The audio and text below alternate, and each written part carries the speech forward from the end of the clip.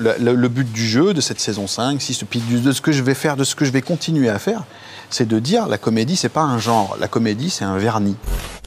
Salut à tous, nous sommes en 2007 et après 4 saisons chacune constituées d'une centaine d'épisodes courts clairement orientés et identifiés comédie, la série Kaamelott évolue et devient lors de sa saison 5 une série constituée de 8 épisodes de 50 minutes dont certains sont marqués par un ton sérieux qui va désarçonner toute une partie du public. Partie du public qui va même dans un premier temps rejeter violemment le résultat. Pourtant 13 ans plus tard, alors que le premier film tiré de la série s'apprête à sortir au cinéma, le constat est aussi paradoxal qu'évident. C'est bel et bien cette saison qui a permis à Kaamelott de s'extirper de son image de pastille télévisuelle pour devenir l'objet de culte et de fascination qu'elle est aujourd'hui. C'était pour revenir sur cette saison si importante qu'en janvier 2018, dans les premiers mois de cette chaîne, j'avais réalisé une première vidéo sur le sujet. Une première vidéo assez maladroite et pleine d'approximations que j'avais envie de corriger. C'est donc avec cette idée en tête que pendant plus d'un an, je suis allé à la rencontre de producteurs, de journalistes et d'acteurs proches de l'univers de Alexandre Astier et en particulier de Kaamelott pour revenir au mieux sur l'histoire de cette saison à part qu'est Kaamelott livre 5. La 5e saison raconte le destin de la cour de Kaamelott, quelques mois après que Arthur ait vaincu l'armée de Lancelot et remis Guenièvre sur le trône à ses côtés. Pendant que Lancelot est désormais sous l'influence d'un homme étrange nommé Méléagant et qu'il continue de s'enfoncer lentement vers le côté obscur, Arthur lui se laisse convaincre par sa mère Hygerne qu'il doit replanter Excalibur dans le rocher et mettre ainsi en jeu son royaume afin de réaffirmer sa légitimité auprès du peuple. Arthur replante donc l'épée dans son rocher et après qu'une bonne partie du royaume ait tenté de sortir l'épée sans succès, Arthur s'apprête à la récupérer. Mais il renonce au dernier moment. Il fait croire à tout le monde qu'il en est incapable et refuse de continuer à être roi. Arthur, qui s'enfonce en réalité lentement dans la dépression, renonce au trône et son seul but désormais est de savoir s'il est possible qu'il ait un héritier quelque part. N'ayant jamais consommé son mariage avec Guenièvre, il part donc à la recherche de ses très nombreuses maîtresses pour savoir si l'une d'entre elles aurait pu avoir un enfant de lui sans même qu'il ne le sache. Mais non seulement il ne retrouve étrangement aucune de ses maîtresses, mais il apprend de sources sûres qu'elles n'ont pas eu d'enfant de lui. Peu de temps après ça, la route d'Arthur finit par croiser celle de Méléagant. L'homme en noir qui semble avoir provisoirement renoncé à guider Lancelot vers le côté obscur persuade Arthur qu'il est stérile. Face à ce triste constat, et sans perspective d'avenir, Arthur décide de mettre fin à ses jours en s'ouvrant les veines du poignet dans sa baignoire. C'est alors qu'il agonise que surgit soudain Lancelot. Venu à l'origine pour le tuer, Lancelot choisit finalement de sauver le roi à l'aide d'un sort de guérison dont il a la connaissance depuis l'enfance. Effectivement, au vu de cette fin pour le moins sombre, on peut comprendre la surprise d'une partie du public. Il y a des gens que c'est un petit peu perturbé, que ça a surpris. C'est normal, c'est normal. Et en même temps, on s'aperçoit que maintenant, il y a des vrais fans de cette période-là, des gens qui aiment toujours autant, j'en fais partie, cet humour du début, et en même temps, ce côté plus cinématographique de la 5 et la 6 est évident, quoi. Moi, je trouve ça vachement bien. Alors, je sais qu'il y a... En convention, souvent on dit ah oui, mais moi je préfère les 3 premiers livres. Il y a des gens qui préfèrent le début de Kaamelott, d'autres qui préfèrent la fin, d'autres qui aiment tout, d'autres qui... Voilà, chacun, ça c'est la subjectivité de ce milieu. Mais personnellement, j'étais complètement à l'aise là-dedans. Ça rapporte au contraire une espèce même d'épaisseur. Alors évidemment, il y a des gens qui vont dire mais oui, on est un peu moins ri qu'avant, oui. Mais on découvre et on explore d'autres choses avec lui, donc c'est intéressant aussi. Moi, j'aime bien. Pour mieux revenir à des choses drôles plus tard, ce qui sera probablement le cas du long métrage. Enfin, j'en sais pas assez pour le dire, mais... Bon, après, les gens sont chiants. C'est... On peut comprendre que le public je peux comprendre. soit déstabilisé, et été déstabilisé. Déjà par le style, par le ton, etc., par le rythme qui n'avait rien à voir. Ça, vraiment, je peux comprendre. Mais moi, dès le livre 4, c'était le Kaamelott que je voulais voir. Je me disais, mais ce mec est beaucoup plus triste qu'il en a l'air. Et il est beaucoup plus intelligent qu'il le laisse paraître. Il est beaucoup plus profond qu'il en a l'air. Et c'est évident qu'il va aller vers là, quoi. Et ce que je voulais voir, c'était le Astier qui fait du Astier, quoi. Et l'Astier qui fait du Astier, c'est le Astier qui retourne tes attentes, quoi. Mais comme le souligne ici le journaliste et réalisateur Maxime Solito, la saison 5 est avant tout une œuvre d'auteur, dont les multiples inspirations et obsessions vont là enfin être mises en image. C'est du cinéma italien des années 60-70, c'est le cinéma que pratiquait Woody Allen il y a très longtemps à ses débuts, c'est ce cinéma-là aussi où on rigole de choses profondes, j'adore ça. On parle toujours, c'est très ITV ça, mais on parle toujours de références. Voilà, moi je trouve qu'il y a un côté très shakespearien aussi. Non. Sa référence pour le livre 5, c'est Les Sopranos, qui est sa série préférée. Les Sopranos, qui a une influence énorme sur Kaamelott, personne n'aurait l'idée de mettre les deux côte à côte, c'est un format de 50 minutes. C'est pour ça que quand tu regardes Kaamelott livre 5 en DVD, ce n'est plus découpé en 7 minutes, ce n'est plus découpé en 14 minutes, c'est bien découpé en épisodes de 50. Comme une vraie saison des Sopranos. Moi, je trouve qu'il aime bien être là où on ne l'attend pas et qu'il veut toujours un petit peu, toujours en enlever un petit peu. C'est-à-dire qu'il n'est jamais dans le surdosage. Il aime bien toujours sous-doser un petit peu les choses pour créer un petit peu la frustration chez le spectateur. Et s'il est capable de faire rire, il va faire en sorte de faire un tout petit peu moins, comme pour créer une sorte de tension. Donc c'est vraiment une démarche très particulière et que je comprends, mais il faut pouvoir se le permettre. C'est-à-dire que souvent on va se dire je vais en rajouter un petit peu pour être sûr que ça passe. Et lui se permet le luxe inverse, c'est-à-dire je vais en enlever un petit peu encore un petit peu pour aller vers le plus dramatique et être jamais là où on l'attend. Ça c'est une démarche très, très spécifique. Enfin, il n'y a que lui qui fait ça, ou très peu le font. Et ça c'est intéressant, moi, je trouve. Alexandre avait envie d'écrire quelque chose qui était légèrement différent. Au début, on faisait des shorts pour la télé en champ contre champ. Ensuite, ça a évolué. On est passé dans le cinéma où il faisait des 52 minutes découpables, mais des 52 minutes. La façon de tourner n'était pas la même, et puis son univers à lui, mental, n'était pas le même. Il a le droit, il est créateur, etc. Mais la création de ce nouveau format ne va évidemment pas se faire sans quelques problèmes. Après avoir dû âprement négocier un épisode de 7 minutes au lieu de 3 minutes 30 pour conclure la saison 4, le projet d'épisode de 50 minutes ne va évidemment pas forcément être plus facile à mettre en place. Bon, ce qui est extrêmement difficile, c'est que voilà, nous on est des petits artisans. Et dès que tu rentres en contact avec une chaîne de télé hertzienne, c'est l'artisanat qui vient se frotter à la multinationale.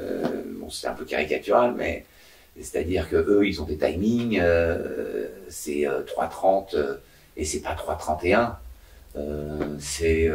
Voilà. Et puis les deux bout à bout, il faut que ça rentre dans un timing bien, quoi. Voilà. Et toi, si tu commences à dire, bon, voilà, j'aimerais bien en faire un de 12 minutes, à ce moment-là, je comprends qu'à la chaîne, ils se sont dit, mais c'est pas Télébraise ici, quoi. M6, il fallait que ça rentre dans des clous, quoi. Et là, les clous, c'est Astier qui les a enlevés de force à la main et qui les a remis un peu plus loin, quoi. Il a repoussé la frontière, quoi. Ils avaient dit, non, mais les clous, ils sont là maintenant. Au final, un compromis est trouvé qui va aboutir à un résultat unique à la télé française. 3 versions de la même œuvre. Tout d'abord la version que Alexandre Astier appelle lui-même la version tronquée, puis la Director's Cut, et enfin la version 50 épisodes de 6 minutes. La version tronquée, qui est la première que le public va découvrir, c'est aussi celle qui va malheureusement marquer les souvenirs des téléspectateurs et créer l'image et les critiques négatives que l'on entend encore aujourd'hui régulièrement sur le livre 5. M6 avait une deadline pour la diffusion du livre 5.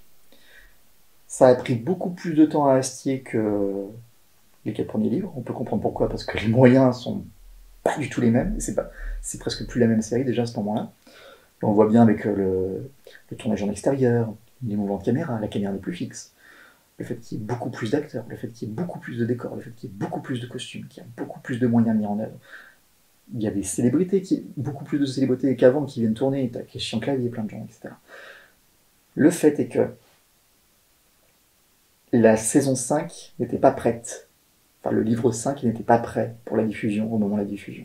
C'est alors que la date de diffusion arrive à grands pas, et après avoir obtenu l'assurance de pouvoir proposer un montage sur lequel il aurait une totale liberté artistique pour le DVD, que Alexandre Astier finit, dans l'urgence, une première version du montage. Du coup, lorsque les téléspectateurs découvrent la saison 5 à la télé pour la toute première fois, les épisodes de 50 minutes diffusés ce soir-là sont des épisodes montés alors que tout n'est pas forcément encore tourné ou terminé. Or, le gros problème de ces versions, c'est qu'elles n'incluent pas la totalité des éléments de l'intrigue et laissent carrément étrangement de côté la plupart des scènes humoristiques. Si bien que pour une grande partie du public, c'est la douche froide et chaque prime time va faire de moins en moins de téléspectateurs. C'est d'ailleurs à partir de là que l'on a commencé à entendre ce lieu commun, Kaamelott à partir de la saison 5, c'est pas drôle. Sauf que lorsque sort en DVD la Director's Cut de Alexandre Astier, là c'est la grosse surprise. Même si, évidemment, je n'essaierai pas de vous faire croire que tout est rose bonbon et grosse galéjade, le fait est que l'humour reprend grandement ses droits dans une série qui certes évolue, mais ménage habilement son public en gardant les fondamentaux tout en le guidant vers un avenir toujours plus ambitieux. Pour moi, la version définitive du DVD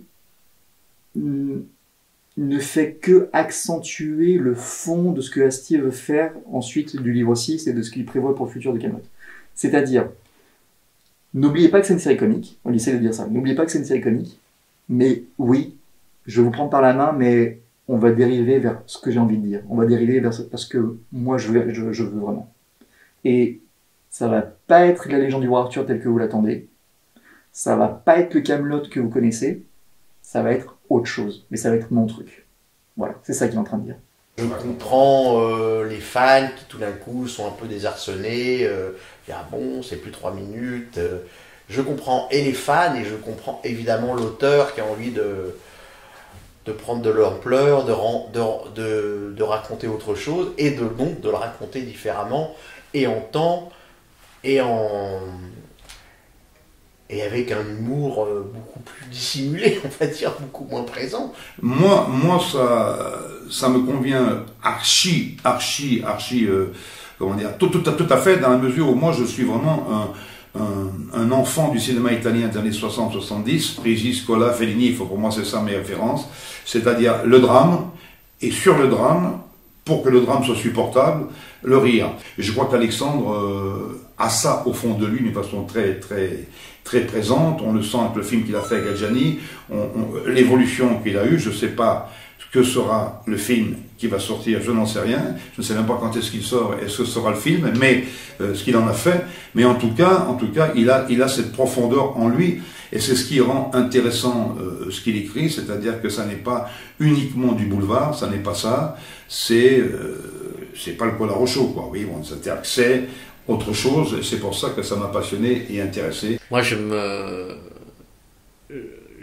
j'aime évidemment les 3 premiers livres, mais moi, ce que j'aime, c'est les épopées, c'est les films. Donc moi, le livre 5 ici, je le trouve waouh. Voilà, quelle claque, quoi. Heureusement, avec les années, l'image de cette saison s'est largement améliorée. Mais le livre 5 pâtit encore, malheureusement, d'une image sombre et dépressive héritée de la diffusion de la version tronquée et de la confusion engendrée par l'existence de ces 3 versions. Moi-même, j'avais maladroitement bâti ma première vidéo en me basant uniquement sur la version tronquée, ignorant à l'époque qu'il y avait une réelle différence avec la Director's Cut. Faut tout de même rappeler que même la publicité pour la sortie du DVD ressemblait à ça. Vous avouerez que ça n'annonce pas franchement une grosse ambiance. J'ai pu depuis découvrir la Director's Cut, qui est effectivement maintenant, en tout cas à mon sens, la meilleure version, mais je sais aussi que j'aurais du mal à vous convaincre de la regarder si vous êtes l'un de ces spectateurs pour qui le visionnage de ces longues tartines de 50 minutes de la version tronquée ont été une douleur à l'époque. Du coup, je ne peux que vous conseiller de tenter de donner une seconde chance au livre 5 au travers de la version 6 minutes. Alexandre Astier n'est évidemment pas un grand fan de ce remontage, mais le fait est que de l'aveu même de l'auteur, tout y est. On retrouve ici toutes les trames et les moments difficiles du livre 5, mais aussi et surtout son humour, et chaque épisode est composé de sorte à équilibrer l'ensemble. Au-delà de cette genèse compliquée et du malentendu qui en a découlé, une chose est certaine aujourd'hui, Kaamelott livre 5 est un énorme morceau de pop culture française, qui faisait encore débat plus de 10 ans après sa première diffusion, et dont les ambitions narratives et esthétiques démesurées ne seront surpassées que par le livre 6. Mais ça, évidemment, c'est une autre histoire. Voilà, c'est ici que s'interrompt cet épisode. Comme d'habitude, n'hésitez pas à faire tout ce que l'on peut faire sur ce genre de plateforme. Likez, commentez, partagez et surtout vous abonner et sonner la petite cloche pour être au courant des sorties des prochaines vidéos. Et n'hésitez pas non plus à aller faire un tour sur le Utip et le Tipeee de la chaîne. Utip, je vous rappelle rapidement le principe. Vous regardez quelques publicités et moi ça me permet de financer les prochaines vidéos et les prochains projets. Sur ce, et d'ici là, je vous dis encore une fois merci et à très bientôt.